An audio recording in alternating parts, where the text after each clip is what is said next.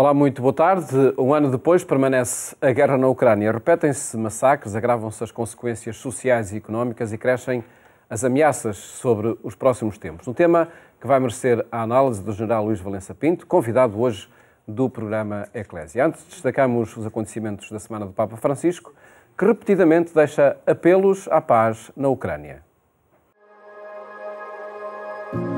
Cari fratelli e sorelle, buongiorno.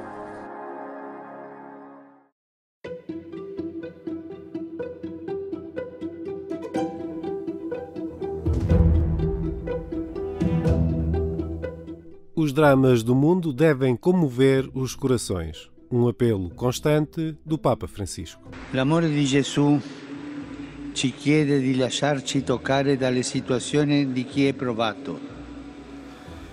Penso specialmente alla Siria e alla Turchia, alle tantissime vittime del terremoto, ma pure penso ai drammi quotidiani del caro popolo ucraino e di tanti popoli che soffrono a causa della guerra o motivo della povertà, della mancanza di libertà, delle devastazioni ambientali, tanti popoli.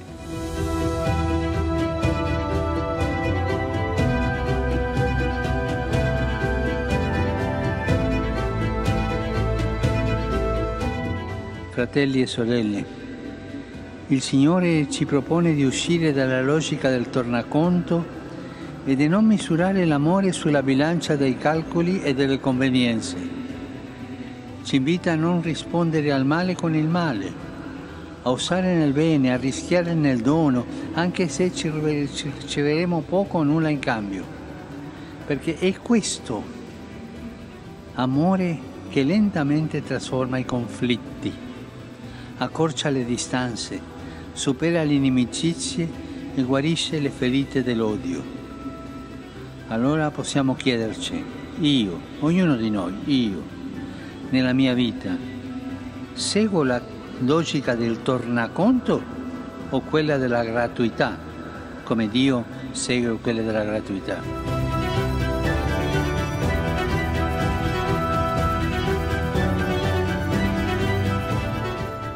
Na audiência geral de quarta-feira de cinzas teve uma mensagem especial para os peregrinos portugueses no início da Quaresma. Saluto i fedeli di lingua portoghese, in particolare i pellegrini di Guimarães e i diversi gruppi di studenti e professori venuti da Barreiro, Braganza, Carcavelos, Coimbra e Pignal Novo. Oggi comincia il tempo della Quaresima. Mentre fissiamo il nostro sguardo su Cristo crocifisso, vi invito a pregare per quanti soffrono a causa delle catastrofi naturali o delle guerre. Aiutiamoli pure con la nostra carità e così saremo motivo di consolazione e di gioia. –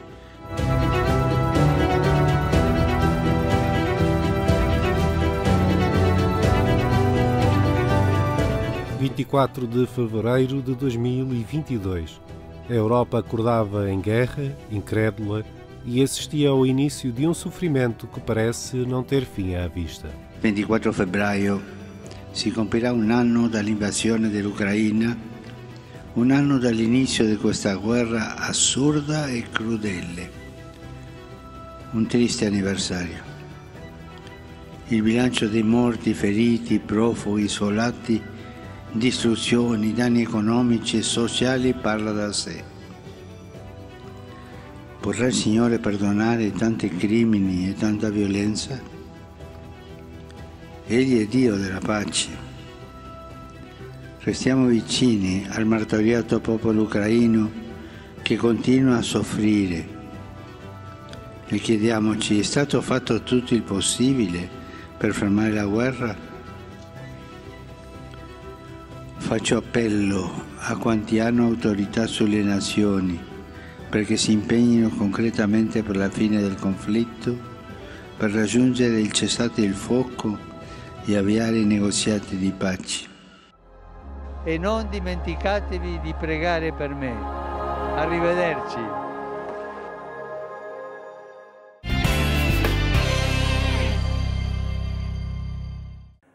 Acompanhe a informação que partilhamos consigo a cada momento em agência.eclésia.pt. Falamos agora com o General Luís Valença Pinto sobre o conflito que permanece na Ucrânia. Sr. General, boa tarde. Obrigado por estar no programa Eclésia. Ouvíamos o Papa Francisco repetir apelos à paz na Ucrânia e a questionar se foi feito tudo o que era preciso para travar esta guerra. Uma pergunta que lhe coloco também a si neste início de conversa. Naturalmente, em primeiro lugar, saudar os apelos repetidos e sucessivos que o Papa tem feito, é inteiramente do seu munus, é do munus da Igreja fazer o apelo à paz, a Igreja inteiramente precursora dos anos 60 para cá, numa leitura nova, moderna de paz, uma leitura que, aliás, excluía qualquer cenário deste tipo.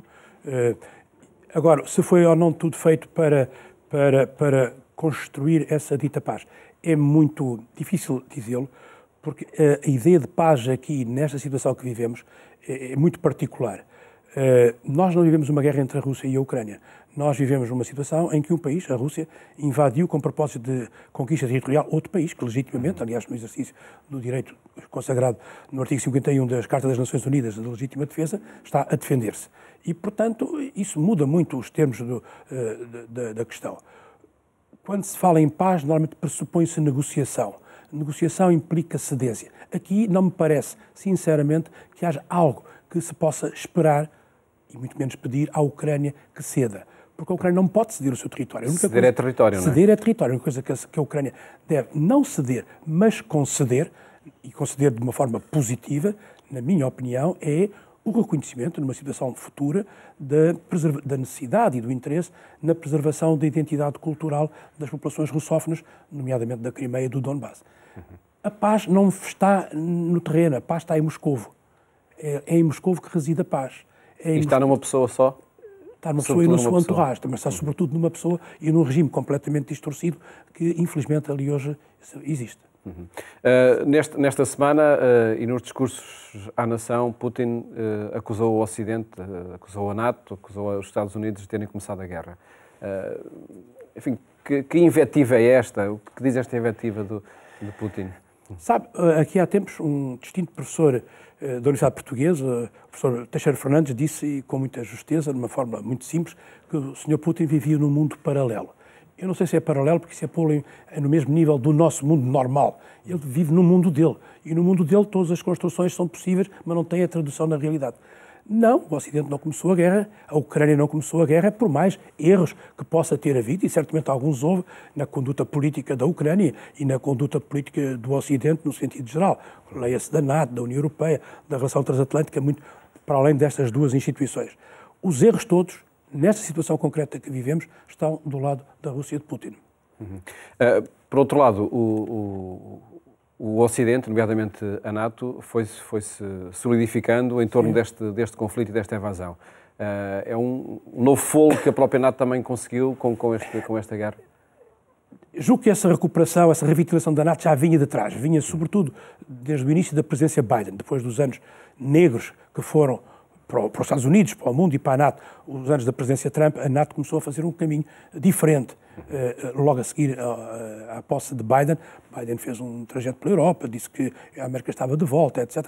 E depois isso foi tendo sinais e traduções. Mas é evidente que esta situação que se vive pôs isso à prova. Não gerou isso, mas pôs isso à prova. Sabe, quando tudo isto começou, eu imagino que houvesse na cabeça do Sr. Putin uns quantos labirintos. Mas tudo aquilo que era então labirintos, hoje são bumerangues. Ele imaginou que os Estados Unidos não se empenhavam, os Estados Unidos empenharam-se, imaginou que os Estados Unidos e a Europa se dividiam, não se dividiram, ao contrário, juntaram-se, imaginou que a NATO, ao contrário, funcionou, a União Europeia não se dividiu, a Finlândia e a Suécia pediram a adesão à NATO, a Dinamarca, que é uma coisa pouco falada e que estava exterior à política comum de segurança e defesa da União Europeia, pediu para ingressar na política comum de segurança e defesa, a Ucrânia, que era um país que não sabia exatamente como, de que maneira gerir. Hoje é claramente um país da família dos Estados europeus e ocidentais, putativamente candidato à adesão à União Europeia e, eventualmente, também à NATO. Tudo isso caiu em cima do Sr. Putin. Foram autênticos bumerangues. Que fragilizou e que está fragilizando, nomeadamente a Rússia, a economia russa, também a sociedade russa? Certamente que sim, e também, está também a fragilizar a percepção que havia da Rússia no mundo. A Rússia hoje não é vista como um poder muito credível. Os seus tremendos insucessos políticos, estratégicos e operacionais tornam isso evidente. A Rússia, papão militar, também deixou de o ser. Hoje é evidente a muito má qualidade do equipamento militar russo, como é também muito evidente, e é para mim de uma maneira surpreendente, devo confessar, os tremendos erros do alto comando russo, e completamente incompreensíveis, na minha opinião, inesperados e incompreensíveis, portanto, e depois internamente. É por isso que eu digo que a paz tem que ser encontrada em Moscou, tem que ser encontrada pela sociedade russa, tem que ser eventualmente encontrada pelas Forças Armadas russas, tem que ser encontrada eventualmente pela juventude russa. Não é gratuito que 500 mil jovens russos, muitos deles jovens, tenham saído do país em contestação em relação à guerra e muitos claramente também a fugir ao recrutamento militar.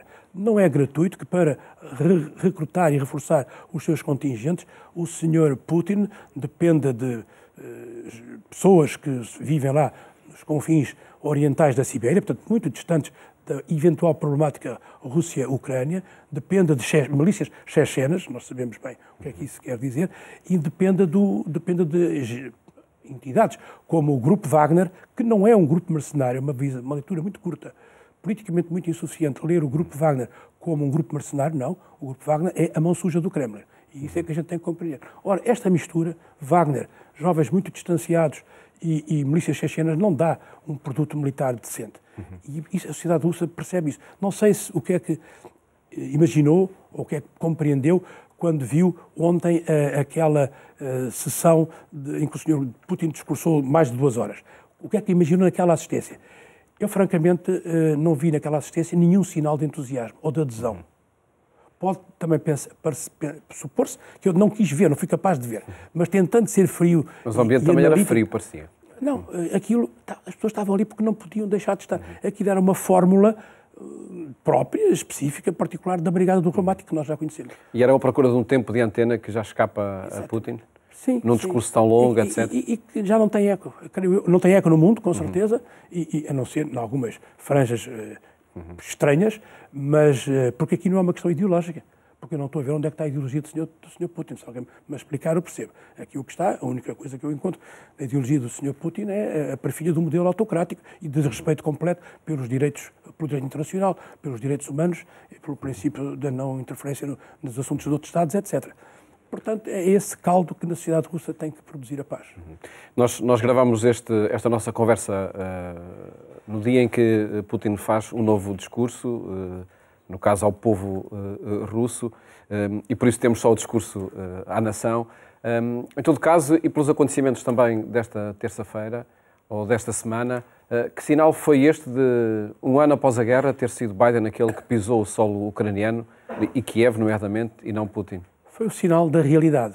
E a realidade é que a Ucrânia está a defender-se legitimamente e com uma extraordinária coragem e com uma extraordinária lucidez, que tem consigo o Ocidente, tem consigo a larga maioria dos Estados do mundo, tem consigo as vozes da consciência universal e podemos encontrá-la no Papa, que citou no princípio deste programa, podemos encontrá-la também nas sucessivas declarações e manifestação de intenção do secretário-geral Guterres, etc., enquanto que o Sr. Putin não tem ninguém com ele. O Sr. Putin não consegue sequer ir à Crimeia ou ao Donbass. E o Sr. Biden vai a Kiev. A leitura está nisso. É de um contraste absoluto. É o contraste entre o bem e o que não é nada bom. Em todo caso, isto a ideia do bem. A ideia do bem, tranquilo. Vão acontecendo, enfim, este evoluir do conflito com um crescente armamento, também sobretudo por parte da Ucrânia, dos aliados. Que ameaça pode constituir o armamento nuclear e esta suspensão de Putin do Tratado New START? Bom, começando pelo Tratado New START, eu não acho que substantivamente isso tenha alterado o que quer que seja, de uma forma marcante. Agora, para quem nos está a ver ouvir, esse tratado, de alguma forma, punha... Esse tratado pretendia limitar o número máximo de ogivas nucleares nos sistemas que compõem a chamada tríade nuclear, mísseis intercontinentais, mísseis lançáveis por submarino e bombardeiros estratégicos, em ambos os campos, E esse tratado, houve um entendimento para que ele já vinha de trás, fosse estendido para o período 2021-2026, no pressuposto de uma negociação confirmadora dessa mesma extensão em 2020. Essa negociação não ocorreu, porque o tratado estava em si mesmo num limbo. E a única coisa que o Sr. Putin fez foi, quanto muito, confirmar o limbo. Nada de muito novo. Quanto ao reforço militar da Ucrânia a partir do Ocidente, eu acho que ele é absolutamente imperativo. Nós não estamos de todo numa situação, na minha leitura, entenda-se, nós não estamos de todo numa situação de impasse, nós estamos numa situação de expectativa estratégica de um lado e do outro. Uns preparam ofensivas e outros preparam legitimamente contraofensivas. E para que a contraofensiva ucraniana possa ser eficaz, eles efetivamente precisam de apoio em material, armamento e equipamento, nomeadamente blindados, defesa aérea, sistemas de aquisição de objetivos, vigilância de campo de batalha e também em estoques logísticos. Tem-se falado muito, e é verdade, na questão das munições. Isso para travar o invasor e que pode levar, de facto, ao fim da própria invasão, ou ver que esse fim da invasão estará, e como nós íamos conversando desde o início, estará em torno de uma pessoa na sua queda do poder? Eu acho que está sobretudo em torno dessa pessoa, mas evidentemente essa contraofensiva pode acelerar isso. É necessário ir perdendo batalhas. Exatamente. Não é gratuito que tenham morrido até hoje tantos cidadãos russos como morreram neste conflito. Isso pesa na sociedade russa, isso pesa nas famílias russas. Verificar isso de uma forma eventualmente ainda mais acentuada, com certeza que reforça este sentimento. E isso poderá ter, e eu acho lá que tenha, a consequência que atrás enunciava de promover uma alteração ao quadro governativo russo, que no fundo não se trata de mais do que esperar e desejar que a Rússia volte à família dos Estados que respeitam o direito internacional, o primado da lei, os direitos humanos, etc. E encaminhava-se para aí a perspectiva da comunidade internacional antes desta invasão? Encaminhava-se, talvez não seja, se me permite, a melhor palavra. Imaginava-se, julgava-se... Dava-se o benefício da dúvida. Dava-se o benefício da dúvida que a Rússia, esta nova Rússia pós-Yeltsin, e pós-Guerra Fria e pós-Yeltsin, seria assim um parceiro de cooperação interessante, e por isso a NATO, nomeadamente, e também a União Europeia, estabeleceu extensos acordos de cooperação com a Rússia, que se praticaram até uma certa altura. Recordo que a Rússia acompanhou as forças da NATO na ação militar no Kosovo, que era maior evidência do que essa é difícil de encontrar, só que nós, porventura, não percebemos muito bem a natureza, não sei se do regime russo, se da mente do Sr. Vladimir Putin. Esse foi o erro do Ocidente e da NATO? Esse foi o erro do Ocidente e da NATO. Na Polónia, Biden disse que as decisões que se tomarem neste momento, em torno da guerra na Ucrânia, serão determinantes para o futuro da humanidade. Estarão aqui em causa os possíveis conflitos nucleares, nomeadamente, ou estará em causa a autodeterminação de povos, nomeadamente na Europa? Tenho a certeza que está em causa o princípio da observância da liberdade dos povos escolher o seu caminho. Isso não tem nenhuma dúvida, e nós olhamos para o mapa geopolítico da Europa e olhamos para a Rússia atual e não podemos ter preocupação com a situação que possa acontecer na Moldávia. Aliás, a liderança moldava tem sido muito explícita acerca disso. Acho que também a Moldávia está muito perto de se tornar um efetivo candidato à União Europeia, e depois também nos Estados Bálticos, também muito marcados pela pressão constante da Rússia. Quanto à questão nuclear, mais uma vez entra no domínio da compreensão que se tenha ou não se tenha do que é a realidade das coisas. As armas nucleares são armas políticas. O que é que isso quer dizer? Quer dizer, em síntese, que a escala dos seus efeitos, quer efeitos mecânicos, quer efeitos radiológicos, é de tal maneira tremenda que são insuscetíveis de ser usadas. São armas que podem ser acenadas, podem ser postas no prato da balança, mas numa expectativa de não serem usadas. Essa é a essência da dissuasão. E o paradoxo da dissuasão corresponde a ter a vontade de usar os meios que não queremos usar. Explicar ao outro que olha que eu uso, ou primeiro ficar lá com a dúvida sobre se eu uso ou não, mas eu não quero usar. Ora, nós não podemos ter a certeza se o Sr. Putin, com a mente particular que tem, entenda completamente e se coloque também na posição de que não os quer usar. Sendo que tem ao seu dispor 1.500 ogivas, não é? Não, sendo que tem ao seu dispor qualquer coisa como 6.500 ogivas. 6.500 ogivas? Sim. Numa situação estimada de paridade com os Estados Unidos. Tem menos ogivas, mas a situação, em termos de potencial, é que a situação é paritária. Voltando ao início desta nossa conversa, para onde, de facto, onde podemos encontrar o fim desta invasão e desta guerra? Eu espero que se encontre na afirmação do direito, em primeiríssimo lugar, e na afirmação da liberdade das pessoas e, como digo, numa paz que se construa a partir de uma mudança interna na Rússia. E trazendo a Rússia, como é bom para toda a gente, nós não nos podemos esquecer, pode-se discutir muito a natureza da Rússia, se é europeia, se é asiática, se é das duas coisas, mas a Rússia é complementar com a Europa em muitos aspectos e é contínua territorialmente com a Europa. A Rússia é um parceiro natural da Europa, mas não pode ser um parceiro natural da Europa com um regime como este e com as atitudes que este regime leva aquele Estado a ter. Isso, dessa maneira, não. Dessa maneira, a Rússia é, e detesto a fraseologia, a Rússia é uma encarnação do mal. E isso não pode ser aceitável. E sendo esta uma questão, sobretudo, política? Sendo esta, sobretudo, uma questão, não sei se política, mas talvez política, mas de uma perspectiva muito pessoal. Em torno de um líder? Em torno de uma pessoa.